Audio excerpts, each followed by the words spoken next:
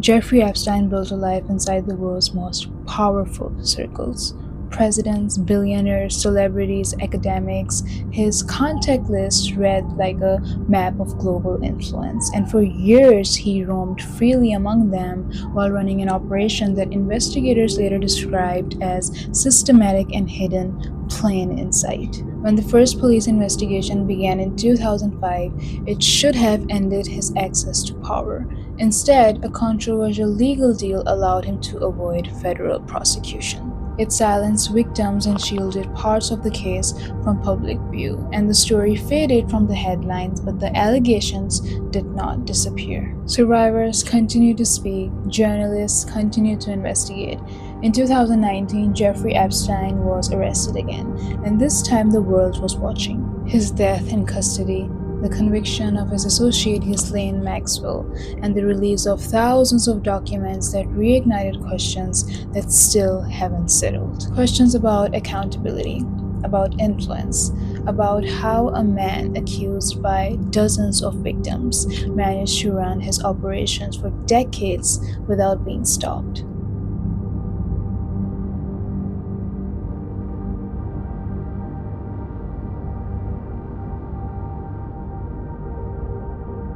Jeffrey Epstein didn't start as a billionaire. Born in Brooklyn in 1953, he worked briefly as a teacher at an elite private school before moving into finance. By the 1980s, he had built a reputation as a money manager to the wealthy and influential. His charm, intelligence, and carefully curated image gave him access to some of the world's most powerful people. It was in this world that he met his associate, Ghislaine Maxwell, the daughter of media tycoon Robert Maxwell. She had grown up surrounded by wealth, influence, and connections. They met in the early 1990s through mutual social circles in New York and London. Over time, their partnership became central to Epstein's operations. Ghislaine introduced him to high-profile contacts, helped recruit young girls, and became his confidant in ways the public would only fully understand years later. By the mid-2000s, Epstein had created a network that spanned continents. Elite friends and associates surrounded him. Billionaires, politicians, celebrities, business leaders like Donald Trump, like Michael Jackson, like Chris Tucker, Bill Clinton, Bill Gates, Elon Musk. Photographs, flight logs, and social events show him in the company of some of the most powerful people in the world. Presence did not equal participation, but it underscored the scale of access he wielded. Documents and communications show connections, meetings, and exchanges, sometimes innocent, sometimes strange, between Epstein and individuals such as Steve Bannon, Larry Summers, Noam Chomsky, and even Stephen Hawking. Steve Bannon exchanged hundreds of texts and emails with Epstein as late as 2019, discussing politics and even a potential documentary aimed at shaping Epstein's public image. Larry Summers' scheduling records indicate dinners and meetings with Epstein during his time as Treasury Secretary and Harvard President. Files linked to Noam Chomsky to financial transfers from an Epstein-associated account, which he explained as rearrangement of my own funds. Emails from 2015 show Epstein asking Stephen Hawking to disprove claims he had participated in inappropriate activity. Investigations in Palm Beach were quietly documenting a pattern. Young girls being brought to Jeffrey Epstein's properties, groomed, raped, and exploited. The operation wasn't random, it was systematic. The details of recruitment and abuse painted a chilling picture of a man operating in plain sight, shielded by wealth, influence, and secrecy. By the mid-2000s, investigators had uncovered a disturbing method of trafficking. Teenagers were lured into Epstein's homes under the pretense of giving or receiving a massage. If you gave him a massage, you would earn $300 to $400. That was what they were told. Survivors described being groomed, manipulated, and forced into sexual activity.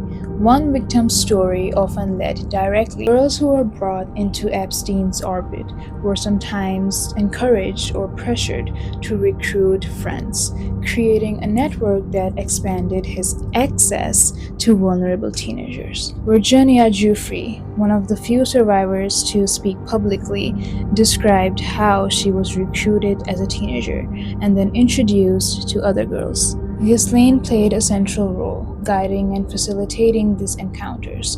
Investigators noted that each new victim added to the network reinforced the operation, keeping it organized and sustainable over time. Despite mountains of evidence, Jeffrey Epstein reached a controversial plea deal in 2008. He pleaded guilty to reduced state charges, soliciting a minor for prostitution.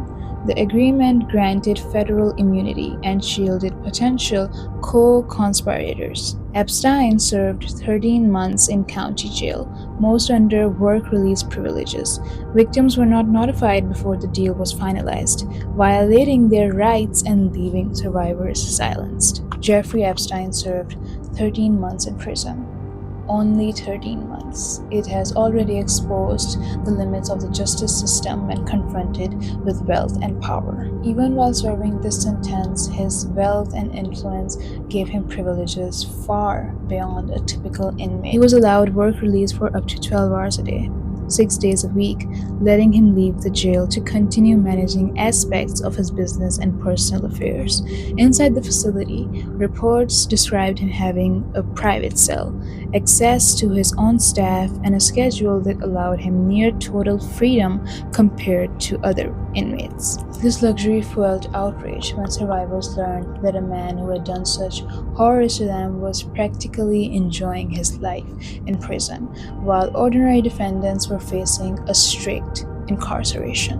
It was already an early warning that the system's failure was not just legal but also social. It also set the stage for the investigations and media attention that would erupt more than a decade later, ultimately leading to Epstein's 2019 arrest and Maxwell's conviction. Years after the 2008 plea deal, the case that many thought had been buried began to resurface. Investigative journalists, most notably Julie K. Brown of the Miami Herald, uncovered the extent of Epstein's crimes and the failures of the justice system to hold him accountable. Her reporting revealed that the plea deal had effectively silenced victims, some of whom were not even informed about it, and exposed how power and wealth had protected Jeffrey Epstein for years. Survivors began to speak publicly, sharing their stories on camera for the first time. They recounted being groomed and trafficked, shining light on the systematic abuse that had remained hidden for decades. Each testimony underscored not just Jeffrey's crimes, but the role of those around him, like Ghislaine, who facilitated the network of exploitation. The public outcry reignited federal interest. Just take your underwear off and get on top. And I said I didn't want to. And he, very forcefully kind of brought me into the table, and I just did what he told me to do. I was really scared. I didn't necessarily think that he was, going to rape me. Did he hold you there? Yeah. No question in your mind, he knew you did not want that to happen. Oh, yeah. No, he definitely, yeah. There was no way. I was like, what hurts even more so is that if I wasn't afraid to come forward sooner, then maybe he wouldn't have done it to other girls. I feel really guilty. To this day, I feel really guilty. In July 2019, Epstein was arrested on sex trafficking and conspiracy charges. Yet even this renewed investigation could not contain the controversy. Jeffrey's sudden death in custody sparked outrage and speculation outside. Questions about accountability, corruption, and the elite networks he was part of dominated the headlines as people demanded answers. It was like speculation and outrage intensified after his death. Meanwhile, legal proceedings continued against his closest associate, Ghislaine Maxwell. Her eventual conviction demonstrated that the network of abuse had accomplices and that the system, though slow and flawed, could still achieve justice for some survivors. The release of thousands of documents, now commonly referred to as the Epstein files, provided unprecedented insight into his connections, finances, and operations, allowing journalists, investigators, and the public to examine the full scope of his crimes and the systematic failures that had allowed him to operate for so long. Here came something worse. Jeffrey Epstein's properties were more than homes. They were the stages for a meticulously organized operation. His private Caribbean island, often called Little St. James, or the Epstein Island, along with mansions in New York and Palm Beach, became central hubs for his network. Him and the rich people he invited there are doing terrifying things to their victims. Court documents, flight logs, and survivor testimonies reveal a pattern of frequent travel, carefully scheduled visits, and a steady flow of young women moving between Epstein's residences. Staff members managed arrivals, prepared rooms, and maintained strict privacy for guests. Former employees described an environment where unusual instructions were normalized and questions were discouraged. It took a lot of people involved. It took doctors, psychiatrists, gynecologists, dentists. All these people knew what was going on, hairstylists. I mean, the list goes on. I could keep going on and on and on. Drivers, chauffeurs, butlers, housemaids. It took all of these people turning a blind eye, which they weren't blind to because we were right there blatantly in front of them. They knew exactly what was going on. Everyone's turned a blind eye in the place where I was supposed to be protected, in my country where I was supposed to be protected. The justice system failed us then. The Epstein Island, isolated and privately owned, obviously had a lot of distance from public oversight. Survivors later said that the remoteness of the area made them feel trapped, unsure of how to leave or who they could turn to for help. As investigators pieced together records, a clearer picture emerged. Aircraft manifests, phone logs, calendars, and financial transactions mapped the scale of coordination required to sustain Epstein's world. At the center of much of that coordination was Ghislaine Maxwell. Prosecutors argued that Maxwell helped manage schedules, maintain relationships, and protect Epstein's reputation within elite circles. Witnesses testified that she reinforced expectations, monitored victims, and helped ensure silence. Her 2021 conviction on federal sex trafficking charges marked one of the first times a jury formally recognized that Epstein's operation relied on trusted partners, not just one man acting alone. For many survivors, the verdict brought a measure of validation. What they had described for years, often while being doubted or ignored, had now finally been affirmed in the court of law. But even with Ghislaine sentenced, many questions remained unresolved. Who else knew? Who else benefited? And how had warnings failed for so long? The documents released to the public provided fragments rather than full answers. Names, dates, connections filled thousands of pages, inviting scrutiny but barely providing clarity about responsibility. The Epstein files became more than the story of an individual predator. It also shows how wealth, influence, and carefully maintained secrecy allowed him to operate for years without being stopped. A stark reminder of how systematic failures can enable predation. What we've covered so far is the documented case, court records, testimony, arrests, convictions, a timeline built from evidence that exists on paper and in law. But Epstein's story didn't end with the official record. After his death, the case left the courtroom and entered the internet. Rumors multiplied.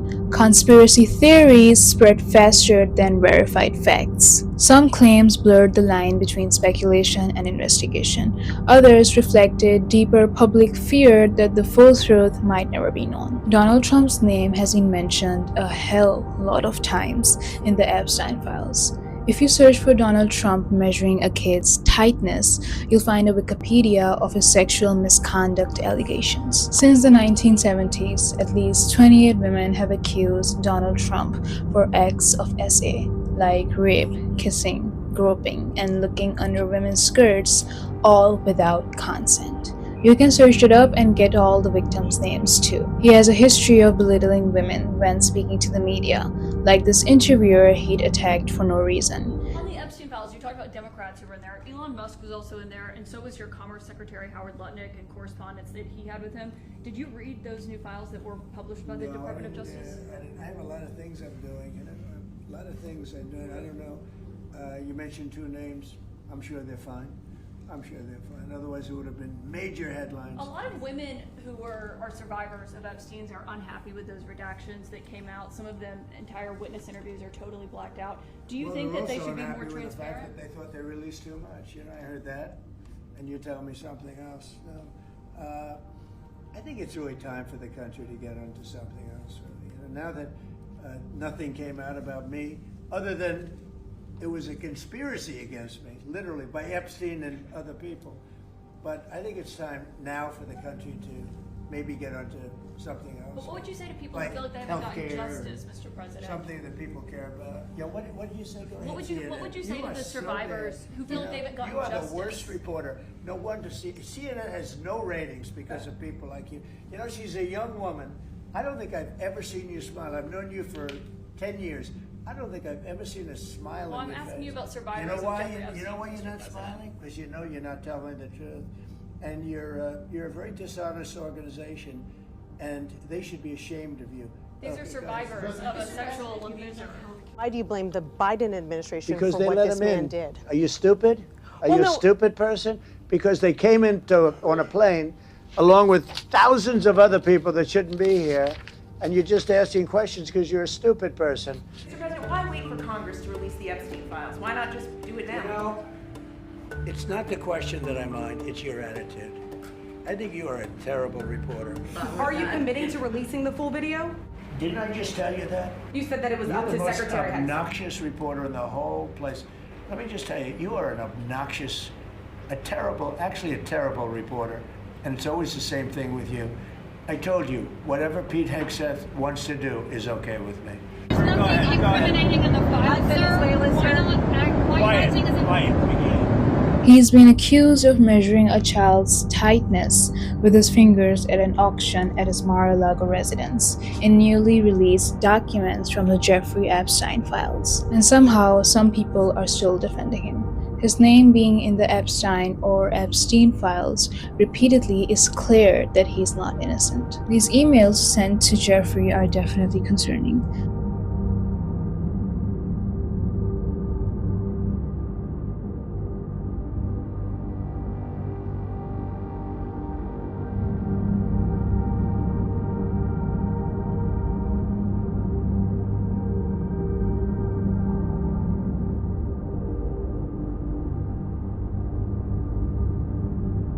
Documents show the words cannibalism and cannibals were mentioned 58 times, but somehow none of these specific references link Jeffrey to proven acts of cannibalism. Look at this email. It found preterm babies suck pacifiers more vigorously to hear their mother's voice. And I don't think this email looks good. Like, why would you give this information to Jeffrey? There are rumors that satanic rituals were performed on the Epstein Island, which I don't think are rumors given the fact that a piece of the Kaaba's cloth was found according to his emails. I hate that no one tells you what Epstein was actually doing with the Kaaba. Like, it's so obvious, but no one's gonna say it out loud. This devil was given pieces of the Kaaba that contains Quranic ayahs on it, and it's for a simple reason that you would never have guessed. This is a part of a Kabbalah ritual. Kabbalah is an ancient form of Jewish magic that combines scripture and the occult. Allah tells us in Surah Baqarah about two angels who were sent to teach the Jewish people powerful verses at the time of Babylon. But they took those verses and used it in the occult. When a person performs seher, the shayateen require a personal item that the devils will use to link and write up their contracts. So it could be fabric, a personal object, hair. The idea is if I have something from you, I can reach you. But then you start realizing that it's deeper than seher. This is what you call a desecration ritual. It's basically when you take something pure and holy and you pollute it by doing nasty things with it. The qiswa is symbolic to the Muslim faith, and it's on the holiest of objects with Quranic verses stitched in it. It makes you wonder, why would a devil like him even have it? That's why some of the strongest seher involves the desecration of holy objects. For all we know, he could have been using it to wipe his and doing other nasty things with it to appease his shayateen. But the bigger question I want you to ask yourself is, why did Saudi Arabia gift it to him in the first place? They perform satanic rituals in this weird temple in that island where they sacrifice babies. If you search Epstein buried victims in golf courses, you'll find an AI overview of allegations from a witness claiming victims were threatened with burial at a golf course. I don't even think it's a threat. A lot of them must have been already buried. Ever heard of the Lolita Express jet? It belongs to Jeffrey. Just a jet, nothing unusual, right? Well, it's a novel's name too, Lolita, which was owned, read, and displayed by Epstein. Lolita is a novel written by a Russian and American novelist. The story follows a man who becomes obsessed on a 12-year-old girl whom he calls Lolita. He inserts himself into her life by marrying her mother. Then after the mother dies, he takes the kid on a cross-country trip while controlling and exploiting her, doing very, very filthy things to her. The book isn't a romance, even though the narrator tries to dress it up that way. And Jeffrey owned this disturbing book, and he even named his jet after it. Sex parties involving underage teenage girls occurred on that aircraft, organized by Ghislaine. Bill Clinton, Kevin Spacey, and Chris Tucker have also been to Africa in this jet. Bill Clinton flew at least 27 times, which is not a good sign. Any comments on the alleged allegation of your connection with Jeffrey Epstein?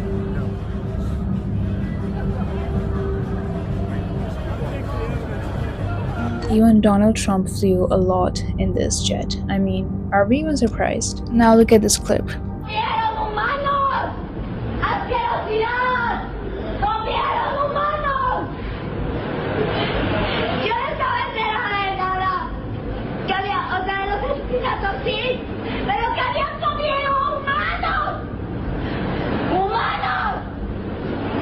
So I was going through the comments of this reel on Instagram, and I saw someone's comment which said that this video has nothing to do with the Epstein files. Here is the breakdown of what actually happened in the real event, which occurred in 2009. The woman in the video is Gabriela Rico Jimenez, who was 21 at the time.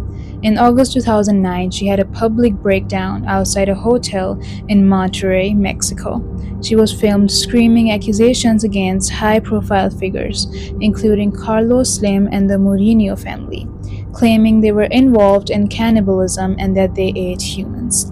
Local authorities detained her, and she was later admitted to a psychiatric hospital, but there is no record of her being heard from since that period, which has fueled various online rumors. The claim that this happened at a Jeffrey Epstein story is a modern addition to the story and is considered misinformation for several reasons. The incident occurred in Monterrey, Mexico, not at any of Epstein's known residences like his island in the United States Virgin Island, New Mexico Ranch, or New York City townhouse. While Epstein was active in 2009, there is no evidence in his flight logs, court documents, or victim testimonies linking Jimenez to him or his social circles. A message from Epstein to a person whose name has been redacted in the files reads, "There are millions of babies, very little good vegetable cream cheese." Another snippet from the communication says, "LOL, I don't know if cream cheese and baby are on the same level."